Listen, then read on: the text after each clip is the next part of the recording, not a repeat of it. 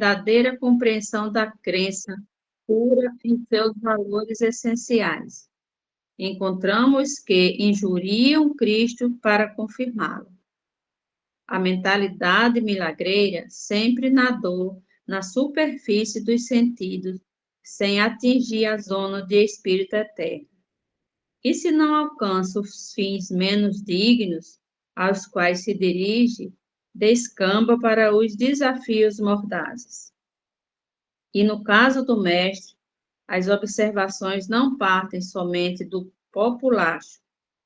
Assevera Marcos que os principais dos sacerdotes com os escribas partilhavam dos movimentos insultuosos, como a dizer que intelectualismo não traduz elevação espiritual.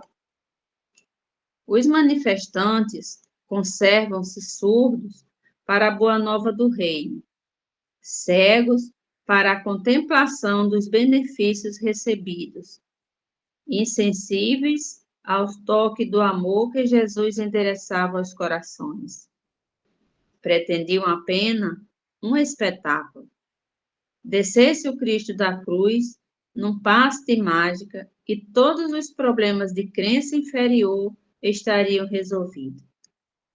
O divino interpelado, contudo, não lhes deu outra resposta além do silêncio, dando-lhes a entender a magnitude do gesto inacessível ao propósito infantil dos inquiridores. Se és discípulo sincero do Evangelho, não te esqueças de que, ainda hoje, a situação não é muito diversa. Trabalha ponderadamente no serviço da fé. Une-te ao Senhor.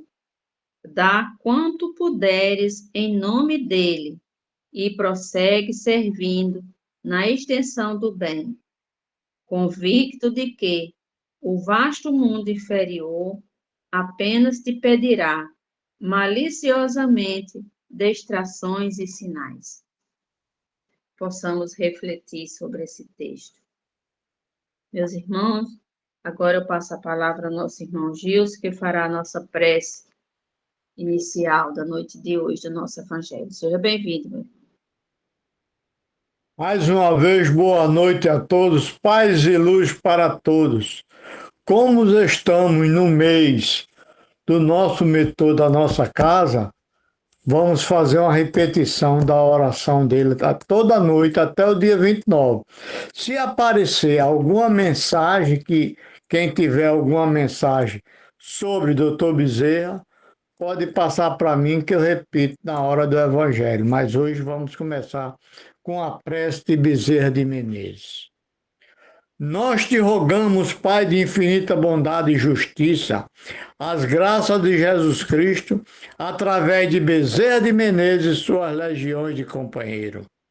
Que ele nos assista, Senhor, consolando os aflitos, curando aqueles que se tornaram merecedores, confortando aqueles que tiveram suas provas de expiações a passar, esclarecendo aos que desejarem conhecer a verdade e assistindo a todos os quantos apelo ao teu infinito amor. Jesus, divino portador da graça e da verdade, estende tua mão dadivosa em socorro daquele que te reconhece, o despenseiro fiel e prudente. Fazei o divino modelo, através de tuas legiões consoladoras, de teus santos espíritos, a fim de que a fé se eleve, a esperança aumente, a bondade se expanda e o amor triunfe sobre todas as coisas. Bezerra de Menezes, apóstolo do bem e da paz, amigo dos humildes e dos enfermos, movimenta as tuas falanges amigas em benefício daqueles que sofrem, seja males físico ou males espiritual. Santo Espírito, dignos obreiros do Senhor, derrama as graças e as curas sobre a humanidade sofredora, a fim de que as criaturas se tornem amigas da paz e do conhecimento. da harmonia e do perdão, semeando pelo mundo os divinos exemplos do nosso Senhor Jesus Cristo. Que assim seja. Pai amado, recebe esta humilde prece, transformando em bálsamo e consolador para todos nós, encarnados e desencarnados, amigos e inimigos, para que possamos ter o Evangelho da noite de hoje com muita paz, muita perseverança e muita alegria no coração de todos nós. Que assim seja, eu passo a palavra ao Francisco. Que assim seja, graças a Deus, meu irmão. E assim, amado Mestre Jesus, com nossos corações serenos, nossa mente voltada para o nosso Mestre, pedimos a espiritualidade amiga, aos nossos mentores espirituais, em especial Adolfo Bezerra de Menezes, para dar início ao nosso Evangelho da noite de hoje, passando a palavra ao nosso irmão Ivan, que fará a leitura e explanação do nosso Evangelho. Seja bem-vindo, meu irmão. Muito obrigado, minha irmã. Boa noite a você, boa noite a todos os nossos irmãos e irmãs que participam conosco desse banquete de luz e de amor. E Jesus nos abençoe imensamente. E os caravaneiros da Seara de Jesus possam adentrar os lares de todos nós, abençoando e transformando as energias em energias de paz, de amor, de prosperidade, com muita tranquilidade, humildade, caridade e saúde a todos nós. Hoje as nossas reflexões vêm do capítulo 16, Não se pode servir a Deus e a Mamon. Vamos começar com a citação, então, do item 1 do capítulo 16, palavras de Jesus no Evangelho de Lucas, capítulo 16, também versículo 13. Ninguém pode servir a dois senhores, ou ele vai odiar um e amar o outro, ou vai se afeiçoar a um e desprezar o outro. Não se pode servir ao mesmo tempo a Deus e a Mamon. Então, a gente sabe que Mamon é a representação das coisas físicas, né? Da riqueza, das coisas, dos bens materiais, enfim. Inclusive, eu já vi algumas citações que na Babilônia existia até uma estátua de um deus Mamon, que era exatamente o deus da riqueza, né? Muita gente gostava dele, muita gente gosta dele até hoje em dia. Não, isso tal, tem, o pessoal faz aquelas orações, existem aí umas orações de chama a fortuna, muita gente aí espírita e de todas as religiões, enfim, tem na sua casa um Budazinho, né, virado de costa para todo mundo, onde o camarada coloca umas moedinhas ali que dizem que também vai trazer a fortuna. Vejam só. Então, esse capítulo fala, né, de servir a Deus e a Mamon, exatamente, vem nos abrir os olhos a respeito do que é que nós realmente temos que dar valor, observando, por exemplo, como é que Jesus, né, se comportou perante os ricos, perante os pobres, se ele defendeu a pobreza ou o juntamento de riquezas, e o que ele aconselhou, inclusive, a todos nós. Então, aqui no capítulo, ele traz aqui, ao longo falando da salvação dos ricos, ele fala daí, de resguardar-se da avareza, de Jesus na casa de Zaqueu, da parábola do rico, da parábola dos talentos, da providência, né, do uso providencial da riqueza, das provas da riqueza e da miséria, das desigualdades das riquezas, e hoje ele vem falar, então, na parte de instrução dos espíritos, o espírito Pascal, que na cidade de Genebra, em 1860, transmitiu a Kardec essa comunicação, falando sobre a verdadeira propriedade. Dizia ele que o homem, na verdade, só é proprietário daquilo que ele pode levar deste mundo, das coisas que ele encontra ao chegar e do que ele deixa ao partir, só as usufrui durante o período que permanece na Terra. Ao desencarnar, o homem é forçado a abandonar tudo, por isso apenas usufrui dos seus bens enquanto estiver na terra. Assim, não tem sobre eles a posse verdadeira. Do que então ele é proprietário? Nada do que se destina ao uso do corpo, e tudo ao que se destina ao uso da alma, ou seja, a inteligência, os conhecimentos e as qualidades morais. É isso o que ele traz e leva consigo. Esses valores ninguém poderá lhe retirar e terão muito mais utilidade no mundo espiritual do que neste. Então, dependerá somente do homem estar mais rico ao partir do que quando chegou a este mundo, pois a sua posição futura será o resultado do que tiver adquirido em bens morais, é dado a cada um segundo as suas obras, né? Os bens morais são diferentes dos bens materiais em que a pessoa se apodera até por força. Bem moral você não consegue tomá-lo pela força, porque você criaria o quê? Um respeito, mas na realidade um medo. Então, nós, quando pegamos e encarnamos aqui na Terra, não trazemos nada conosco, exceto algum conhecimento que já temos do nosso espírito. E trazemos também as tendências de acordo com o nosso desenvolvimento moral, maior ou melhor, segundo o esforço ao longo das caminhadas anteriores. Por isso que quando nós aqui encarnamos, quando crianças somos muito dóceis, muito amáveis, e no período que começa a puberdade é o momento em que o espírito está totalmente ligado ao corpo, 100% encarnado, e é quando a gente diz que ele começa a mostrar as suas unhas. Ele começa a mostrar a face do quem ele realmente, verdadeiramente é, e o que se torna, de maneira geral, a dizer que o jovem, ao entrar nessa fase, deixando a infância, vai tornando-se rebelde. Ele vai mostrando realmente quem ele é e mostrando os seus pendores morais e aí os seus defeitos morais também. Ele diz o seguinte: o viajante que chega a uma estalagem receberá um bom alojamento se puder pagar. Aquele que pouco possui vai receber acomodações menos agradáveis. Aquele que nada tem será deixado ao relento. O mesmo acontece com o homem quando retorna ao mundo dos espíritos. O lugar para onde ele irá depende das suas posses morais e não será com ouro que ele poderá pagá-la, até porque ele não leva ouro. Não é verdade? Então, o ouro que a gente fala, o bem, o tesouro vai ser a elevação moral.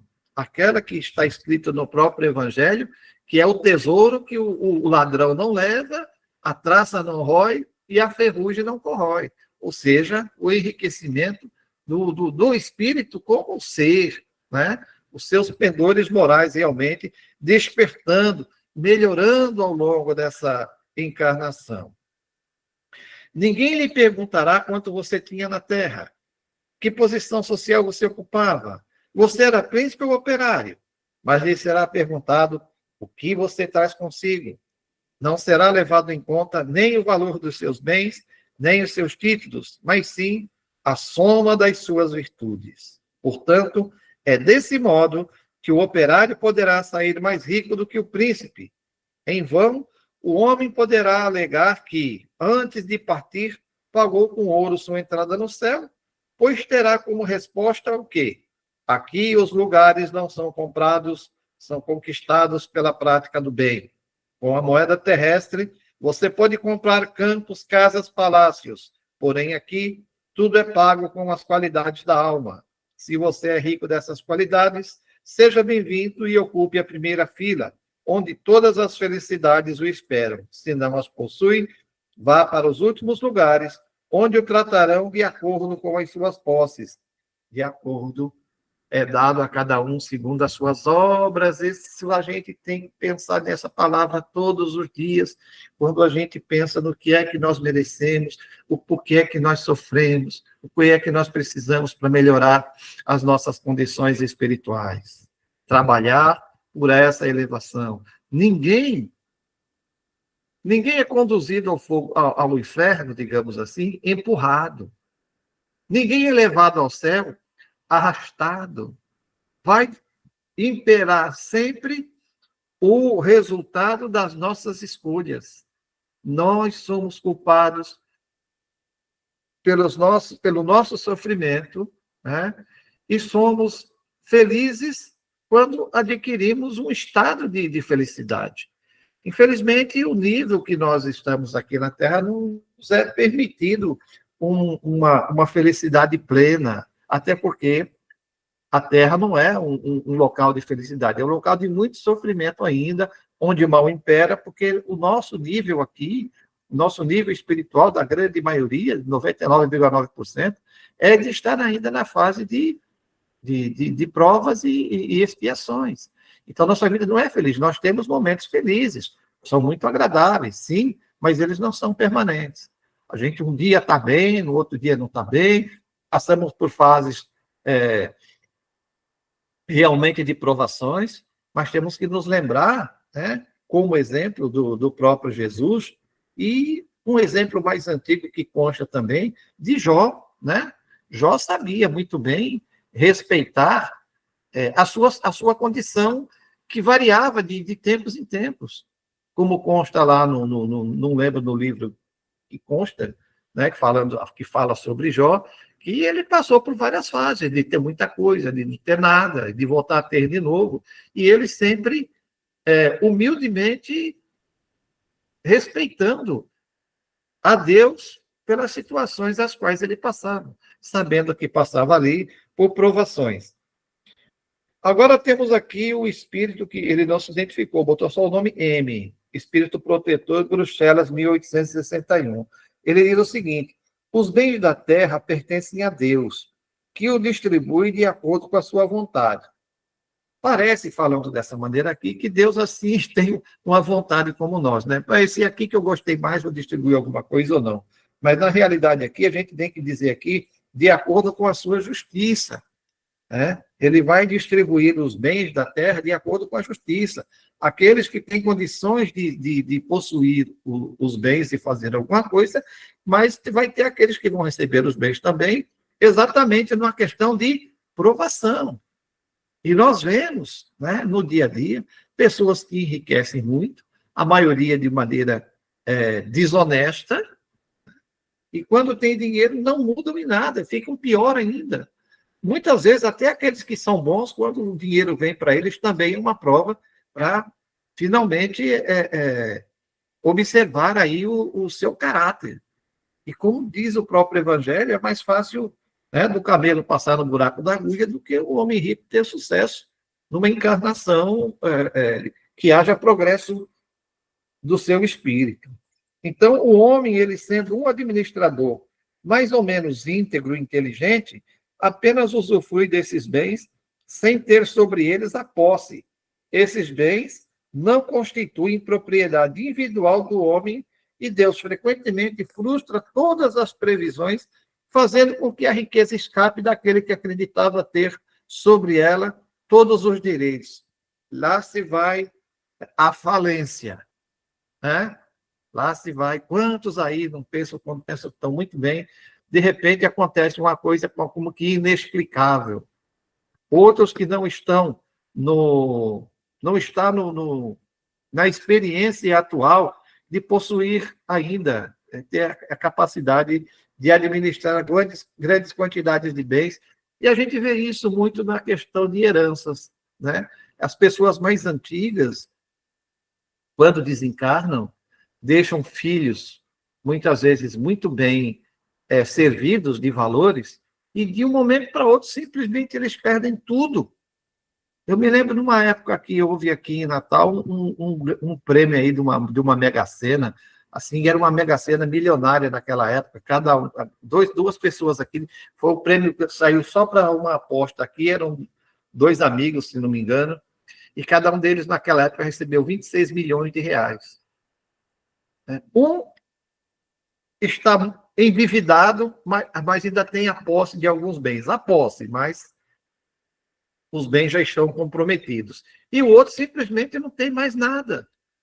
Por quê? Porque não soube cuidar. Da mesma maneira, nós não cuidamos muitas vezes. Isso reflete, de maneira geral, que nós não cuidamos do nosso espírito. Depois nós vamos ver um outro irmão aqui na frente, ele falar sobre essa condição da qual nós vivemos e passamos pelos nossos perrengues. Podemos pensar que isso só acontece em relação aos bens herdados e não em relação à riqueza adquirida pelo trabalho. Sem dúvida, se existe riqueza legítima, é aquela que foi adquirida honestamente e que, para possuí-la, não se prejudicou ninguém. Serão exigidas rigorosas contas de todo o dinheiro ganho com o prejuízo de alguém. O homem que conquistou a riqueza por si mesmo não terá vantagem alguma ao morrer, e são muitas vezes inúteis os cuidados que ele toma para transmiti-la aos seus descendentes. Se Deus não quer que ela seja transmitida, nada poderá prevalecer sobre a sua vontade. Pode o homem usar e abusar da sua riqueza impunemente, sem ter que prestar contas? Não, pois ao permitir sua posse, Deus talvez quisesse recompensá-la por seus esforços, sua coragem e sua perseverança nesta vida.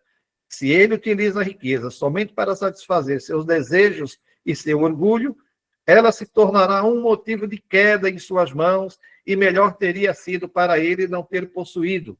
Nesse caso, além de perder o que ganhou, ele mesmo anula o mérito do seu trabalho.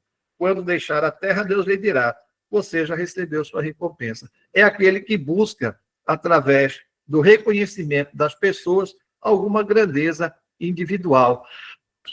Jesus fala isso, inclusive, daquele camarada que faz a oração na rua, né? Balançando os braços e falando alto para chamar a atenção. Ele fala assim, olha, o que ele está buscando é o reconhecimento das pessoas. As pessoas realmente vão reconhecer, ali está um homem de fé. Mas, na realidade, ele está fazendo aquilo por orgulho, e, portanto, isso não lhe trará bem algum. O emprego da riqueza. Agora, o espírito Severus, ou Queverus, em Bordeaux, no ano de 1861. Não se pode servir a Deus e a Mamon. Guarde bem isso. Vocês que são dominados pelo amor ao ouro, e que venderiam suas almas para possuir tesouros, pois eles os colocariam acima dos outros homens e dariam prazeres das paixões. Não se pode servir a Deus e a Mamon. Se a alma de vocês está dominada pela ambição da carne, procurem se apressar para se libertarem desse domínio que os oprime, porque Deus, justo e severo, lhes dirá: o que fizeram, administradores infiéis, dos bens que eu confiei a vocês? Empregaram esse poderoso instrumento de boas obras apenas para as suas satisfações pessoais? Muitas vezes se dá isso. A gente vê muita gente dizer, se eu ganhasse dinheiro, ia botar esse dinheiro no rendimento, né? Nunca mais precisaria trabalhar. Não pensa em fazer nada pelos outros, não. O primeiro pensamento, olha, eu não vou fazer mais nada na vida. Exatamente como aquela citação do Evangelho daquele camarada que tem uma grande safra, né? E ele diz, o que eu vou fazer com tanta riqueza agora, né? Já sei, vou construir silos, vou guardar tudo e vou dizer para minha alma, agora descansa. Aí tem lá, mal sabe ele que a sua alma será levada e para quem vai ficar tudo isso? Então, muitos de nós tem esse pensamento, apenas de receber as coisas para acumular, para fazer... Olha, um fato bem interessante, por exemplo, foi com os faraós, lembram? Os faraós, quando eram enterrados, né, nos seus mausoléus, sob pirâmides ou escondidos em alguns cantos, era colocado lá. Às vezes, pessoas para lhe servirem na vida futura, né, alimentos e muitos valores, muita coisa valorosa. Que serviu para quê? Serviu para depois de alguns 1000 anos as pessoas invadirem lá e levarem esses tesouros, colocarem nos museus. E que serviu para eles? A crença era de que aquilo era um apóstolo para se conduzir para a vida espiritual. Por isso, Jesus preveniu muito bem lá, e ele chega a dizer sobre certas coisas, olha, se isso não fosse verdade, eu já teria desmentido a vocês. Mas não, ele está sempre lá, colocando as suas observações para que a gente procure evitar esses problemas, para que a gente possa buscar cada vez mais um comportamento, né, condizente com a justiça, com a grandeza que cada espírito deve construir dentro de um comportamento de honestidade, de caridade, né, de fé e amor pelo próprio Deus, ajudando sempre ao próximo. E qual é, então, o melhor emprego que se pode dar à riqueza? Procure nesse ensinamento. Amem-se uns aos outros. Pois aí está o segredo para o bom emprego das riquezas. Aqueles que amam o próximo já têm a sua linha de conduta traçada. Empregar a riqueza para fazer a caridade é o que mais agrada a Deus. Não a caridade fria e egoísta, que consiste em espalhar ao seu redor apenas o que lhe sobra, mas sim a caridade cheia de amor, que procura o infortunado e o socorre sem humilhá-lo. Aí nós nos lembramos, eu não sei se é nesse capítulo aqui que tem, daquela senhora, né, que vai com a criança numa carroça distribuindo os bens.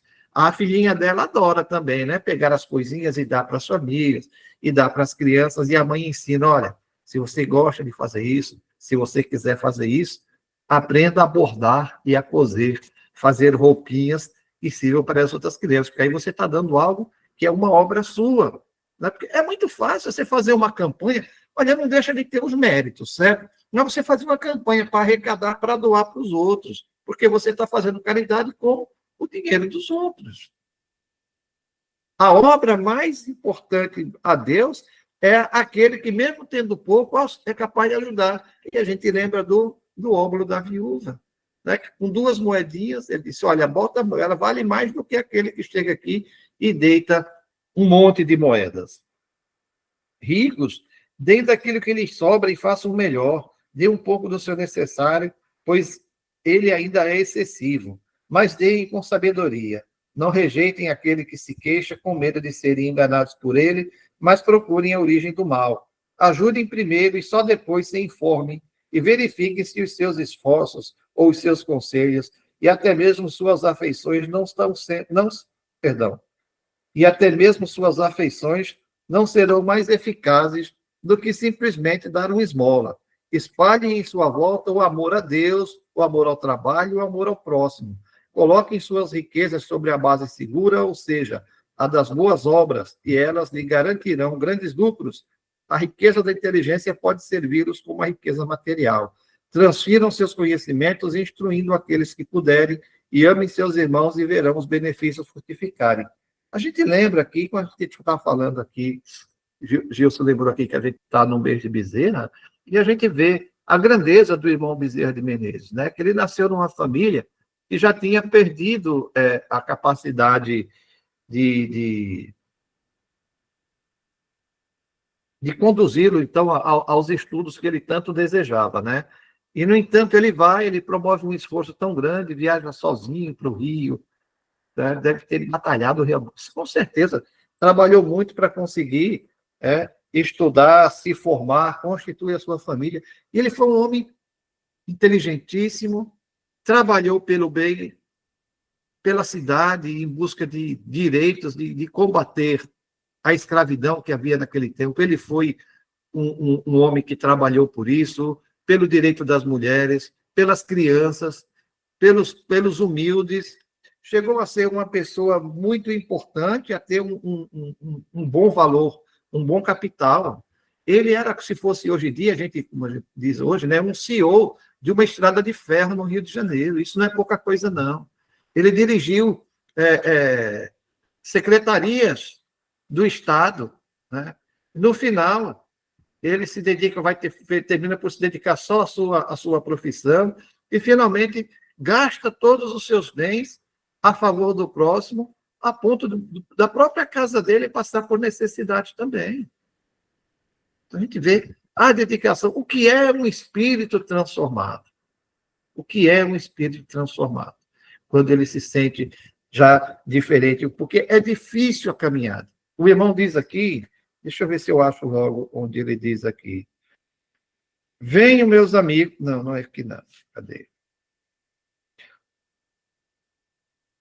Quando considero a brevidade da vida, causa-me dolorosa impressão o fato de possuírem como objetivo permanente a conquista do bem-estar material.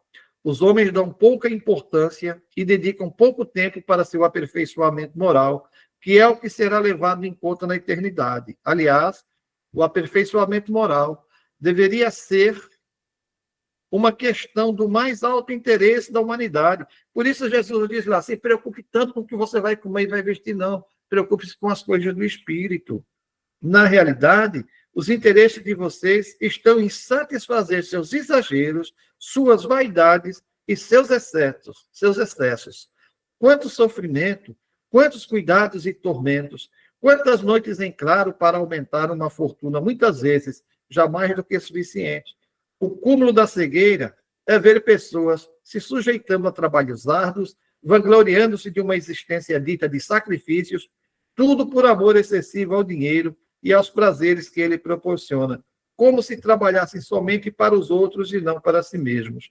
Insensatos, acreditam realmente que serão levados em conta os esforços cujo egoísmo, orgulho e vaidade são os verdadeiros responsáveis? É aquele que trabalha para enganar a si mesmo. O que é necessário? É necessário a gente compreender, entender a nós mesmos, observando o Evangelho. Porque muitas vezes a gente fala, vamos falar de religiosidade e vamos nos ater simplesmente ao sofrimento de Jesus e todo aquele fato dele ter sido injustiçado. E ele fez para nós. E o sangue de Jesus lava os nossos pecados. Gente, não lava não. Quem lava os nossos pecados somos nós mesmos, através da caridade, da mudança. E como é que a gente se transforma?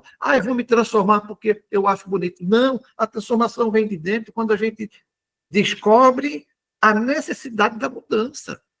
Não adianta falar para um, falar para o outro, falar para um, falar para o outro, porque é difícil. Mesmo aquele que tem conhecimento, ele tem dificuldade, como eu disse aqui. O peso da carne dificulta a evolução do espírito, porque ele se apega à sua bolha de conforto.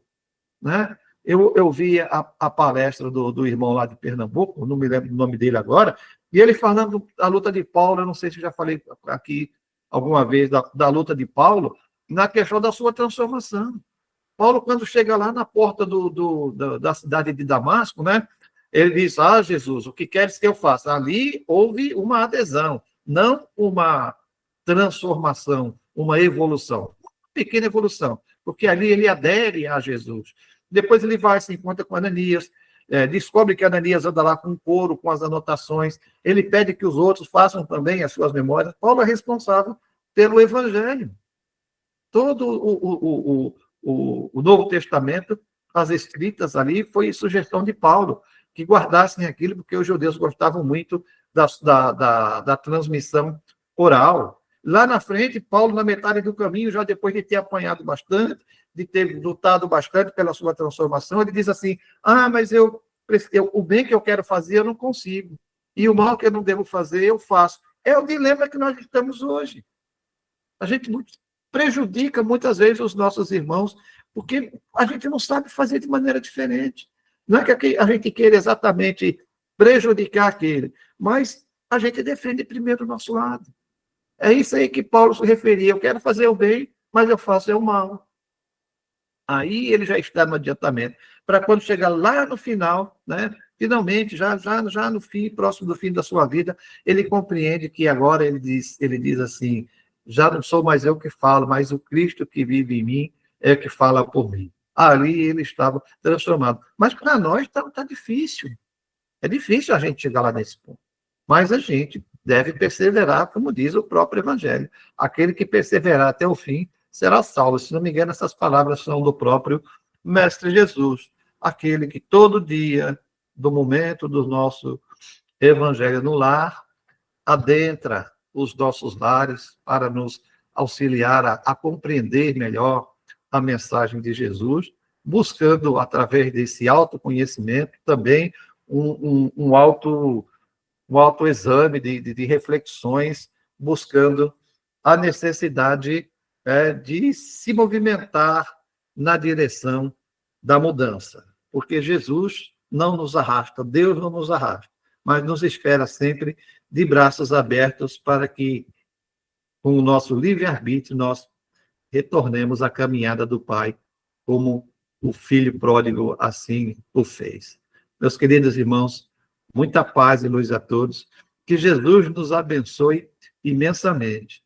Vamos elevar o nosso pensamento e o nosso coração ao nosso Pai Celestial, agradecendo, então, pelo dom da vida, né? Pelas bênçãos recebidas no dia a dia, e vamos fazer, então, a nossa prece diária, agradecendo a Deus, nosso Senhor, a proteção, auxílio e graças recebidas no dia de hoje, e rogar-nos conceda a graça maior de poder concluir na vida presente o aprendizado necessário que precisamos para alcançar a luz espiritual que nos elevará à categoria de espíritos de Deus.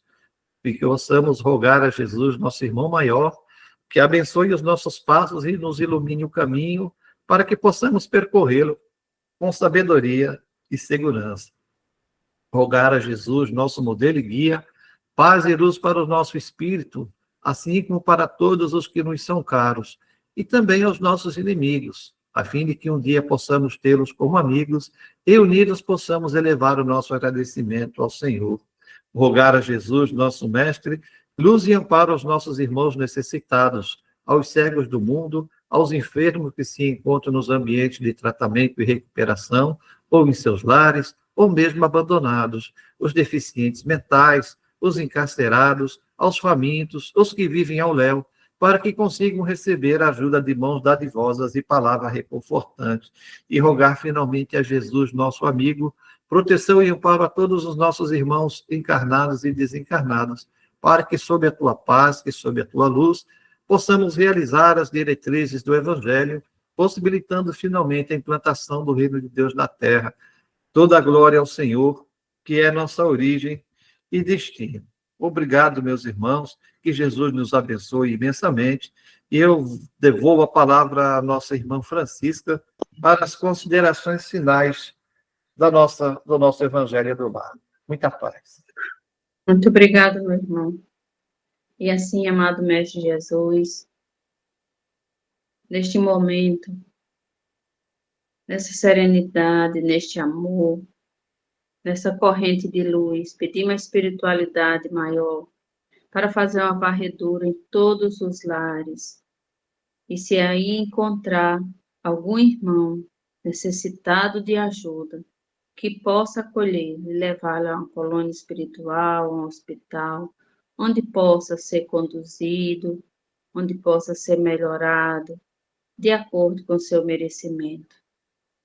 Pedimos também, Senhor, que todas as energias deletérias encontradas sejam transformadas em amor, em paz, em luz e esperança entre todas as pessoas. Pedimos ao Mestre Jesus, a Bezerra de Menezes, a espiritualidade da luz, os amigos que nos faz presente todas as noites. Permissão para encerrar o nosso Evangelho da noite de hoje, com muita paz e com muita luz a todos. Boa noite, Paz gente. e luz Até para amanhã. todos nós, que tenhamos uma boa noite e um abraço para